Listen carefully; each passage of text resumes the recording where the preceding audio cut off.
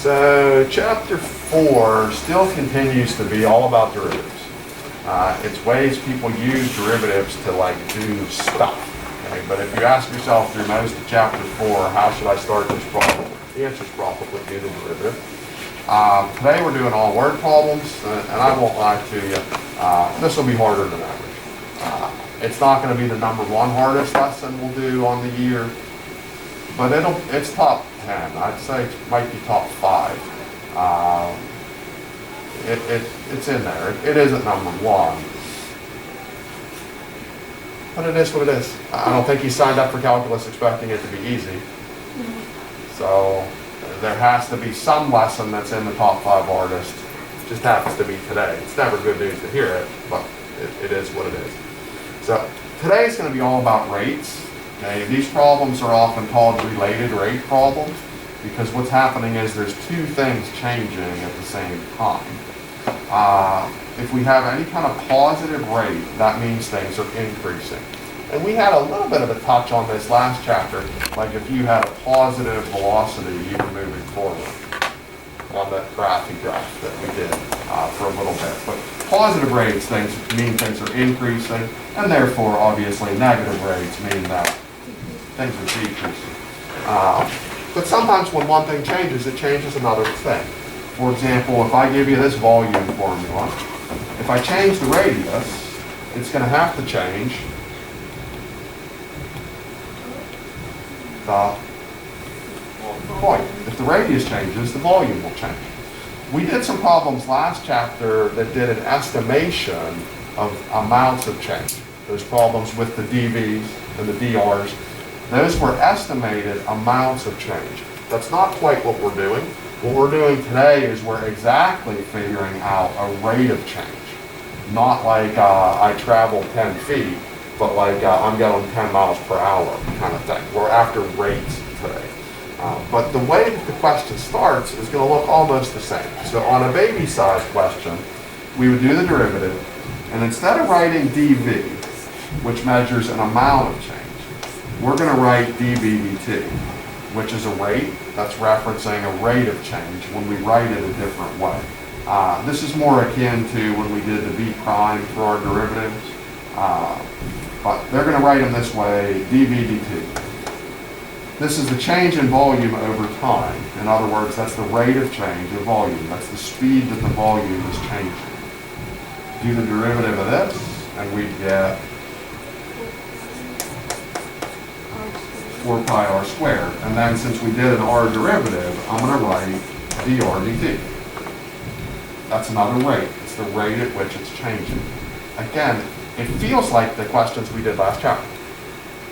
It's just the way I'm using symbols here is a little different. The dV, again, was an amount of change. When I write dV dt, I'm referring to a rate of change, and today is going to be about rates. We haven't done anything like this. So if I do the derivative on this one, the derivative of f would be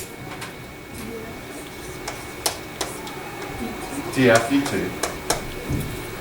And then how we would do the derivative would depend on what exactly we were faced with. It's possible they might cut you a break and say that the m is constant. If they tell you that the m is constant, you treat the m like you would a 7, or a pi, or a square root of 3, or any other number in the universe. If we're acting like this is a number, but this is a changing variable, what would the derivative of this be if the m is a constant? M dA dt. What if the a were constant? A, m, or dm. A dm dt.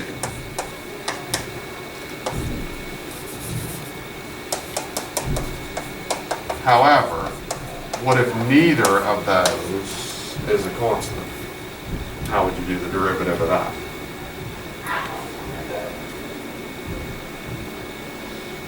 dm, dA. Disagree.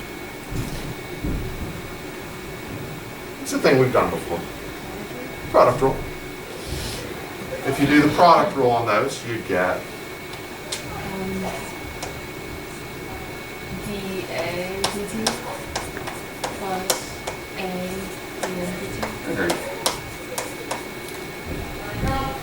It'll always just be the two things that we previously had done individually, just added together. That'll always be what would happen. It's 1 times the other's derivative in both combos. That's the basic nugget of calculus behind these, is you need an equation, you're going to need to do the derivative of it, and then we're going to plug some numbers in. That's like the core of it, but the questions are more complicatedly built around that core. Question about the core. There's a box on page 203 that I put in my notes, so there's apparently some good information in there to read, so I guess I should do that because I trust my notes. 203, the box says, here's a strategy. Okay, again, this is not the only strategy for doing these, but a pretty good strategy is, 1, draw a picture where it's appropriate, and name off all the variables and all the constants. That's good advice. 2, write down all the numbers that you're given in terms of those symbols. That's good advice. So if this were my problem in a real world setting, I'd probably have a whole list of like f equals 6, m equals 3, a equals 2, df dt equals this, dA dt equals that, dm dt equals this. You'll know some, you won't know others, but it is usually a good thing to make a list of who's what. F, M, A, df dt, dA dt, dm dt, you know, with 3 letters, you're going to have 6 things, a regular letter and a derivative of that letter. Just listing that out, that's what they're encouraging you to do on number 2. 3, write down what you're trying to find, which is usually going to be a rate. 4, you need to either write, or find, or research, or create, or maybe be given an equation that relates to variables. 5, do the derivative, which is why it's in the calculus book. And 6, you're going to have numbers to plug in. But that's a decent strategy. You don't necessarily need to write that all in your notes because it's there on page 203. But I'm going to do the examples now in reverse order because I think example 1 was the weirdest one. I think example 3 is the most comfortable one, with example 2 being kind of like in the middle. So I'm on 203. So here we go. They say, right up your alley, Abby, truck convoys. Yeah. Right. So they have convoy A is approaching the depot from the east, 60 miles an hour. Convoy B is moving north away from the depot at 50 miles an hour. They want to know how fast is the distance between the convoys changing when the A is 4 miles from the depot and the B is 3 miles from the depot. So I'm going to look back at the box up above. Does this seem like a thing where drawing a picture would make us feel more organized? Probably. So here's my bus depot, or truck depot. One of the trains was moving away from it. Which way was the one moving away going? North. North. So I'll go north from there. That's changing. So that's going to be a variable of some sort. Pick a letter, any letter. V. V. Then the other one was coming home, I think. Which, Yes. okay, coming from the east. So something like this. That's changing. We need a letter for that. Q. Q. We want to figure out what's going on here. Is that changing?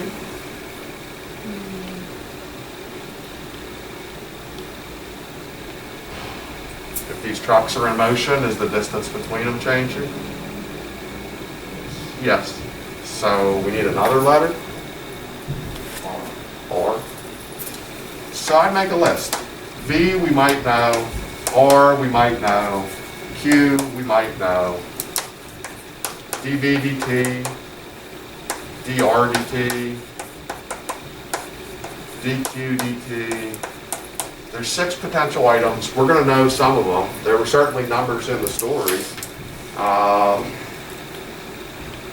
What is the 60? 60 would be Q. Okay, that has to do with Q. Is that Q's actual distance or is that Q's rate?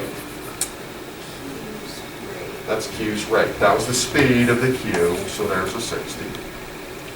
What's the 50? V's rate. That is V's rate, so 50. What's the 4?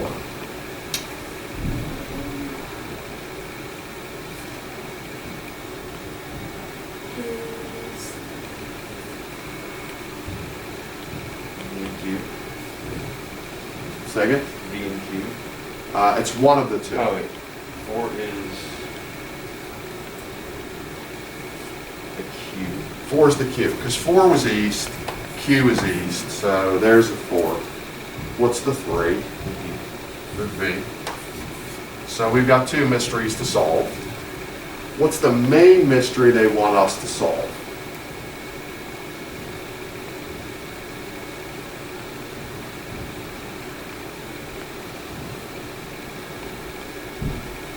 dr and Q. Yeah. And it's almost always going to be the unknown rate is going to be what we see.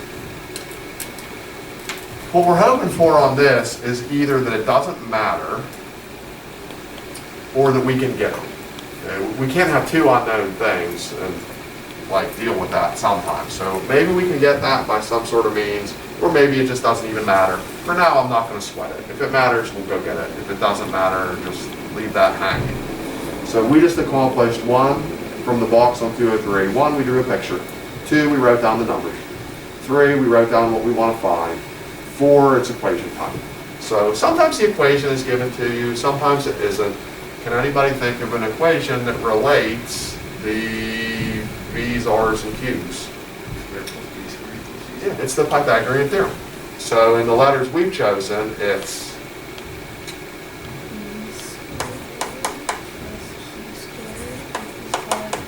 that is correct. So we just accomplished mission 4. We wrote an equation that relates the variable. That it is calculus after all, so we need to do the derivative. We're in still a derivative-based chapter. So the derivative of v squared is 2v. That's 2Q. No, dv over dt. dv dt plus 2q dq over dt. dt equals, R, dr dt. I agree. If you want to make your life a little bit algebra simpler, you can crack all the 2's off of that. Because if we want to go through the whole problem and divide by 2, that helps us get a little bit smaller. And then let's plug in numbers and see where we stand. The V we had identified as 3. Okay, I'm going to do a small course correction. As I was writing down one of the numbers, I was thinking, this is wrong and we need to correct this in a second. There's something wrong with one of these two numbers slightly.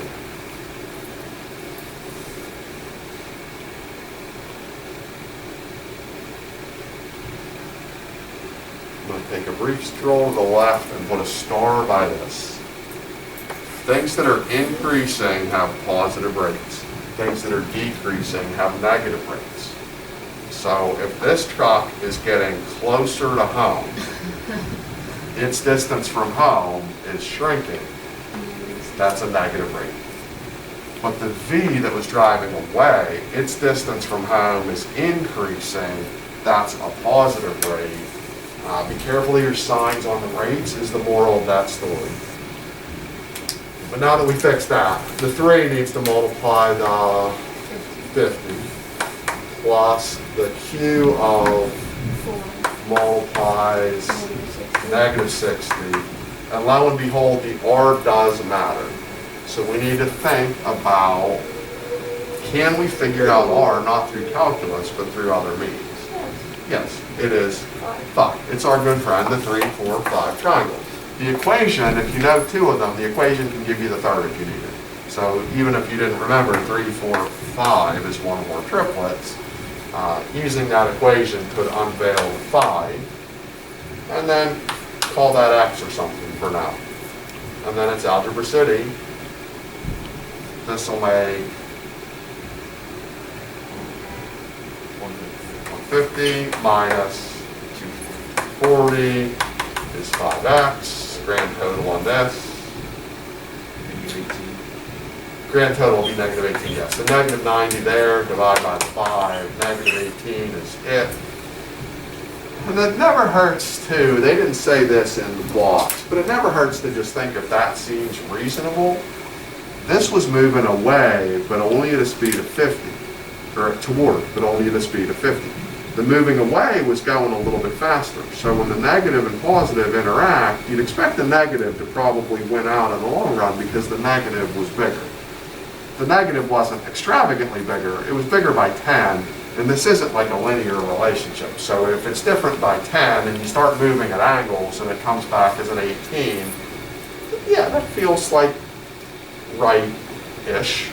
I wouldn't expect to get a positive answer at all, and I wouldn't expect it to be negative like a billion or something. It's got to be like in this range-ish of answers, I would think.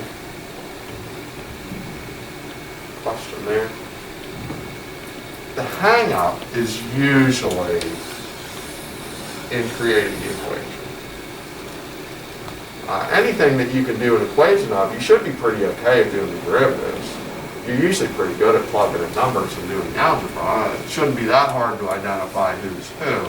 The problem is usually in just creating a picture or trying to make an equation from the picture. That's probably your biggest hang-up. So if you're doing the homework and you get hung up, just move to the next one. Something there. Example 2 says there's a balloon rising. A hot air balloon is going to rise straight up from a level field. It's tracked by a range finder 500 feet from the liftoff point. At this moment, the range finder's elevation angle is pi/4, 45 degrees, if that makes you feel better about degrees.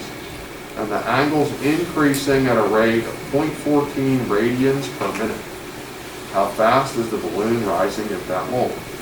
So we'll go through the thing. Picture, would a picture help us feel like we understand what's going on better in the world? Yes. Probably. So what would we have going on our picture? Balloon going up, and that's in motion, changing, so that has to be a letter. D. What else is in our picture? The field? No. The rangefinder? Yeah, where is that? Like a point, like off of the. Where do you want me to head? Man, I don't know. Does it matter? Doesn't really matter. I think I'm right. So I'm going to go D to that side then. Is that changing? No. No. What's that?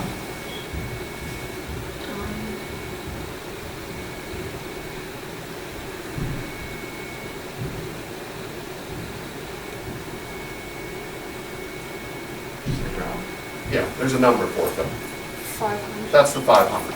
We don't need a variable for that. That's just 500. And then to finish our picture, we kind of need to make a triangle out of that. They're asking us not to, they didn't say anything about this diagonal side. They didn't care about that in the least. What they cared about was the angle. So I'll do my Greek letter theta. Variable, because that angle is changing. You know, we're tracking this with certain angles as this rises. So then I make a list. D is a thing. Theta is a thing. dt is a thing. D theta dt is a thing. We know some of those things. A pi/4 was mentioned.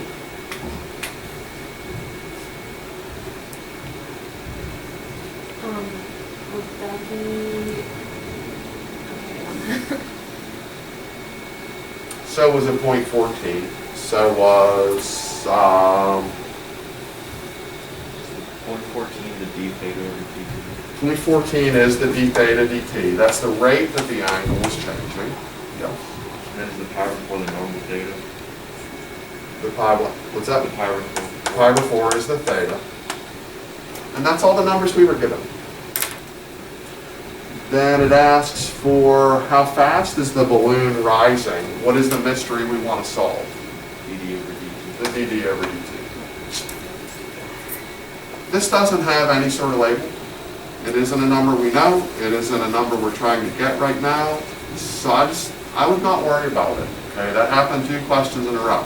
Last time we left the R hanging and we needed it, so eventually an opportunity presented itself to get it. Great. Sometimes you never even need to get it. Okay, so if you do this list and something's left hanging, don't panic over that. There's almost always something left hanging, and sometimes it doesn't even matter. Sometimes it's left hanging for all eternity.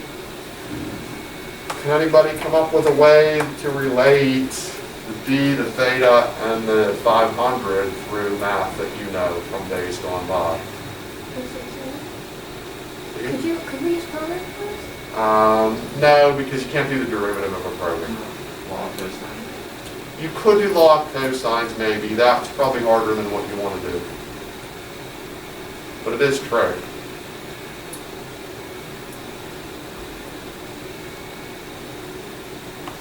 So here's an example. If you're home, maybe you skip it and move on. And then you come back and be like, how do I do this? And I'd say, Oscar has a heap of apples. So this is the angle that matters. From this angle's point of view, that's the OA or H. That's the O. This is the A. O and A makes Sine.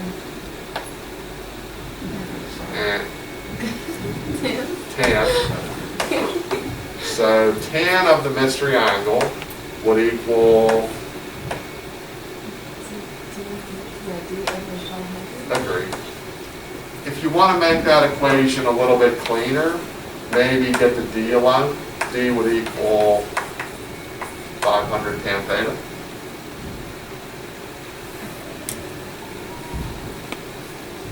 If we need the D, we can now get it. Because we have the angle. If we want the D that we left hanging, we could get it right now, but I'm not going to get it until it becomes clear to me that I need it. And what's going to happen here, I'm not even going to need it. So we do the derivative of this. dd dt. Do the derivative of that.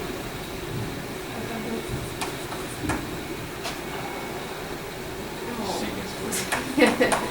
Agreed. And also Delta the theta. d theta dt. In for the theta, we're going to plug pi over 4, 45 degrees if you prefer. Right here, we're going to plug 0.14. Secant of 45 relies on your chart potentially, or your calculator, I guess. Secant is matched with cosine. Cosine 45?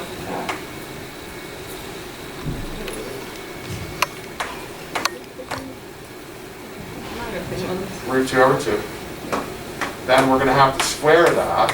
If we square that, root 2 becomes 2. 2 becomes 4. In other words, half. But since it's secant, not cosine, we have to flip it. So a 2. 2 times 500 is 1,000. Times 0.14 is 140. And I don't really have a very much of a way to think this is right or wrong or what. That's all fairly meaningless to me. I don't have a great way to associate 140 with these numbers. I will say this, worth consideration that we didn't do before I would move on is make sure that I wanted this to be a positive rate, which I think I did. That was increasing, was it not? Okay, so if the angle is increasing, it does make sense that that side is increasing, so I should be all positivity there. Question about that, that would have been a little harder to create because the equation didn't present itself as readily. And then back to example 1.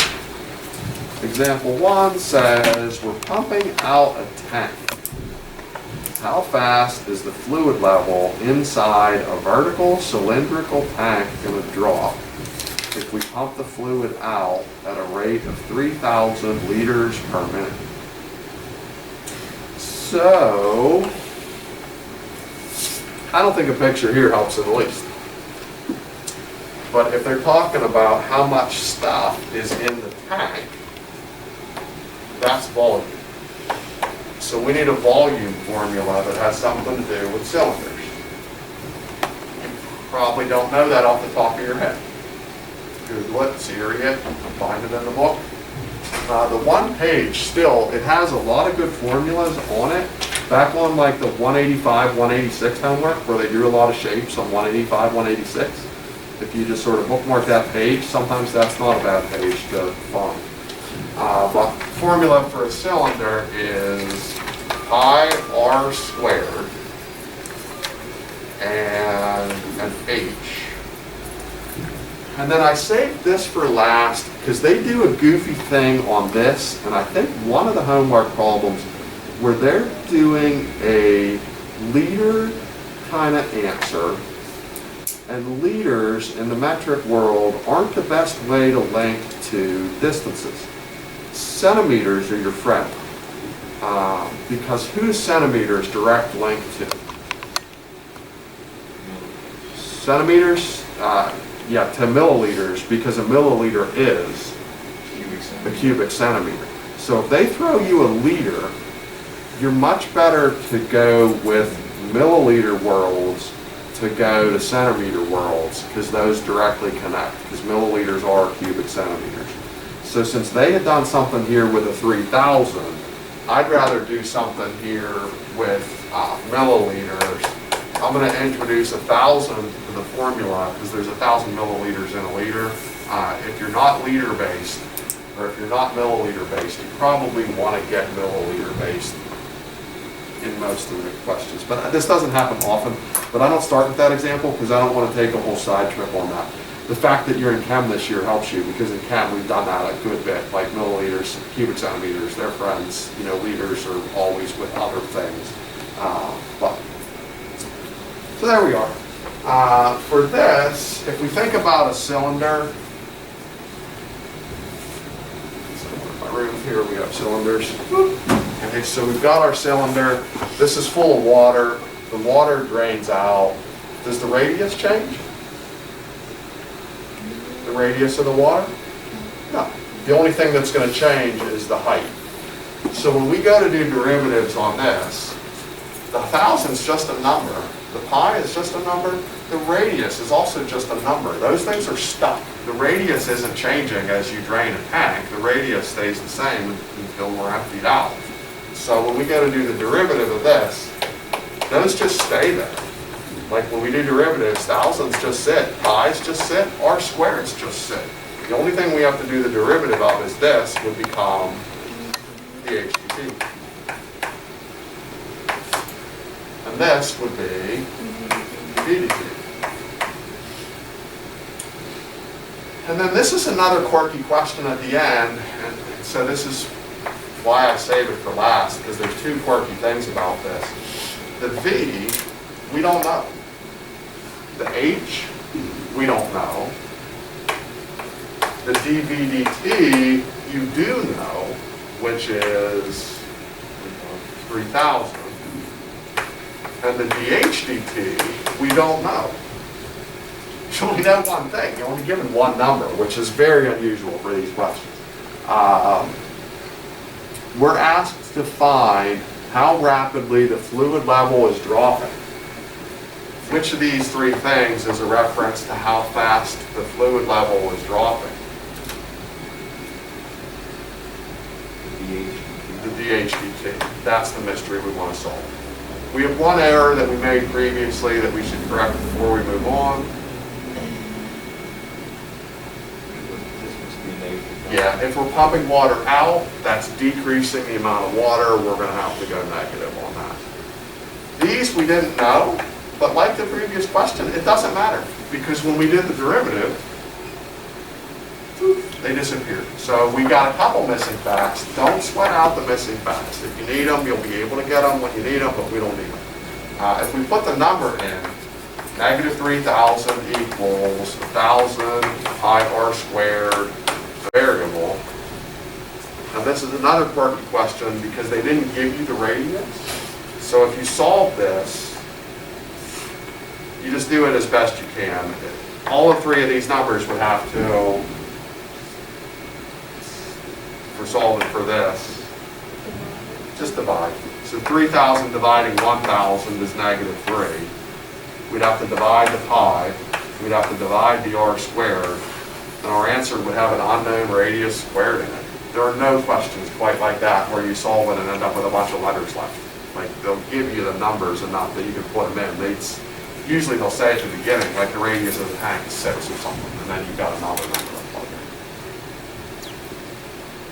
Every question is different. That's one thing that makes the word problems a pain. Okay, the format is the same.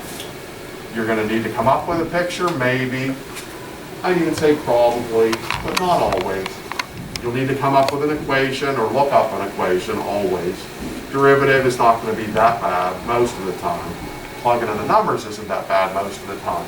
The most annoying thing is you're going to miss some negative signs, and then it's just answer will go wrong, and you'll be mad, and that's why.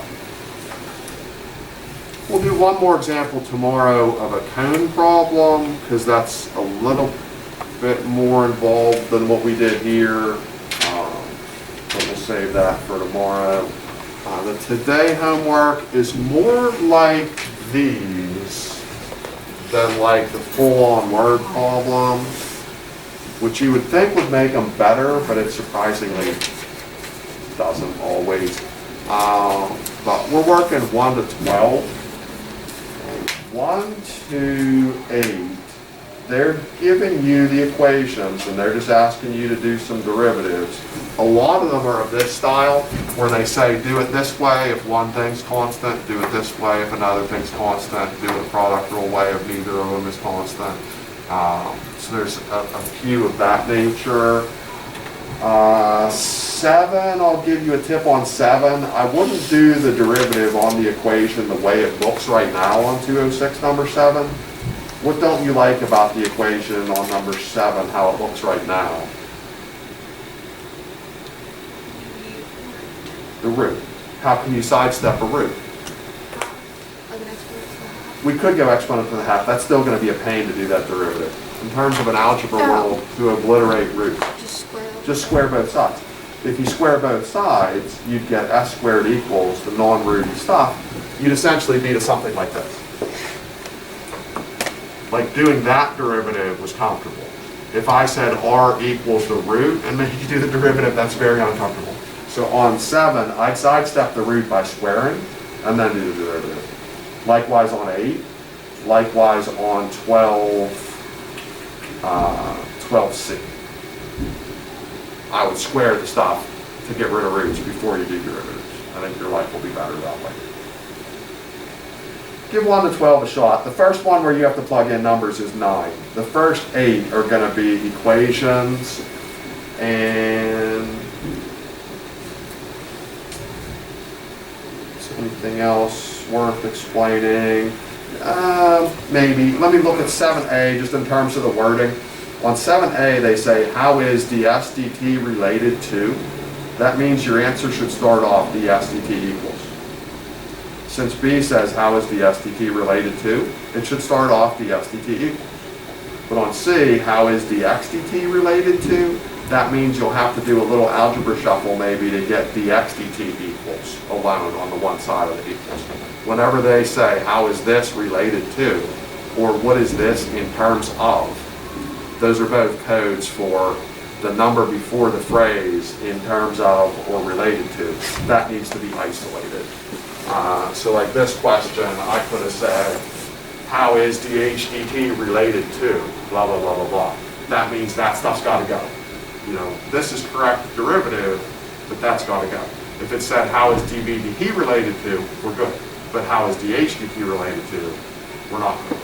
You know, on this question, you know, if I said, how is dr dt related to, it's not going to take much algebra to get the r out of the way. But if I say, how is dB dt related to, more work. Does that make sense? That's probably it. Cut that, I guess.